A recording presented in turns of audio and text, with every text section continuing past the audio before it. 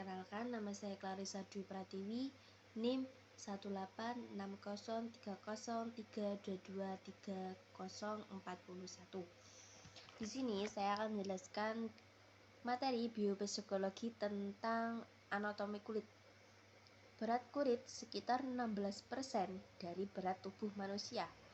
Pada orang dewasa sekitar 2,7 sampai 3,6 kg dan bervariasi mulai dari 0,4 sampai 6 mm.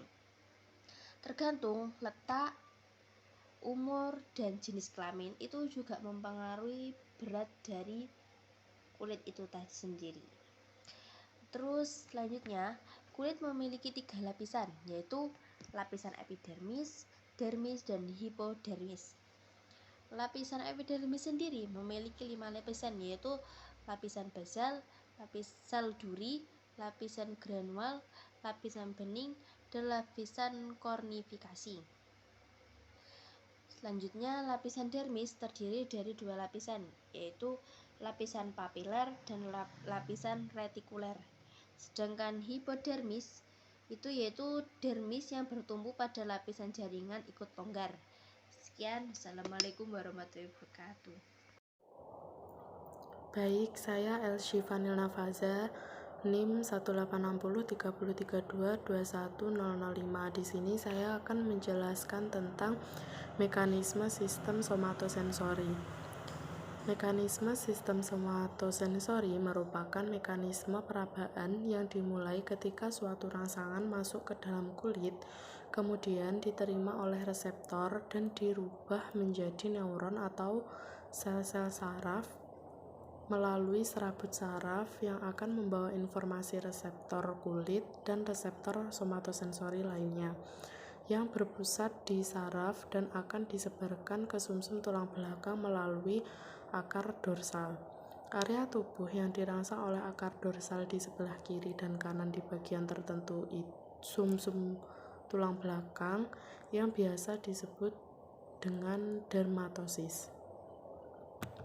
Di dalam sistem somatosensori terdapat 2 jalur utama pengiriman stimulus atau rangsangan yang diterima dari setiap sisi tubuh ke otak.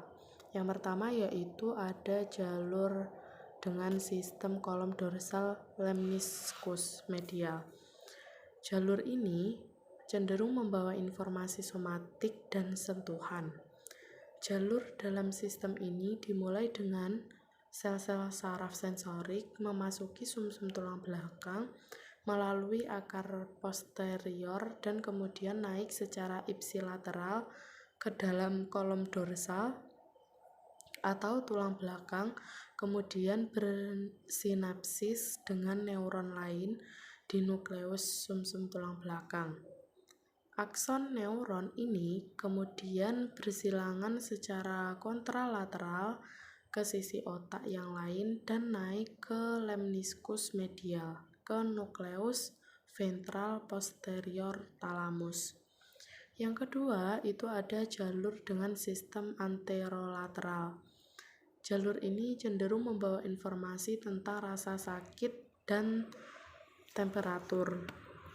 Jalur dalam sistem ini dimulai dari neuron-neuron memasuki sumsum tulang belakang melalui akar dorsal. Neuron-neuron tersebut langsung bersinapsis dengan neuron lainnya. Sebagian besar akson neuron memasuki berseberangan kontralateral kemudian naik ke otak di porsi anterolateral sumsum tulang belakang. Sebagian lainnya tidak berseberangan tetapi naik secara lurus. Nah, sistem anterolateral sendiri terdiri dari 3 traktus yang berbeda. Di antaranya yaitu yang pertama ada saluran spinotalamik, yaitu berproyeksi ke nukleus posterior ventral thalamus seperti pada kolom dorsal lemniscus medial. Yang kedua yaitu ada saluran spinoretikuler atau berproyeksi ke formasi retikuler. Yang ketiga yaitu saluran spinotekstual yang berproyeksi ke tektum. Wabarakatuh. Perkenalkan, saya Isyaf Jarina Nuraini, NIM 18603323040 dari kelompok 5 biopsikologi. Di sini saya akan menjelaskan tentang kerusakan pada sistem somatosensori. Yang pertama ada kerusakan pada korteks somatosensori primer. Somatosensori primer merujuk pada kerusakan atau gangguan yang terjadi dalam otak. Kerusakan pada korteks somatosensori primer dapat mengakibatkan berbagai masalah sensorik seperti hilangnya kemampuan untuk merasakan sentuhan, nyeri, atau suhu, serta persepsi terhadap bagian tubuh. Kerusakan ini mempengaruhi kemampuan seseorang untuk berinteraksi dengan lingkungan maupun tubuhnya sendiri secara normal. Yang kedua ada agnosia somatosensori. Di sini ada dua tipe agnosia somatosensori, yaitu asterognosia dan asomatonosia. Yang pertama ada asterognosia. Ini adalah kemampuan mengenali objek-objek, ketidakmampuan mengenali objek-objek melalui sentuhan. Yang kedua ada asomatonosia, yaitu ketidakmampuan mengenali diri sendiri. Hal ini bersifat unilateral yang hanya mempengaruhi bagian kiri tubuh saja dan biasanya berhubungan dengan kerusakan pada lobus parietal posterior kanan.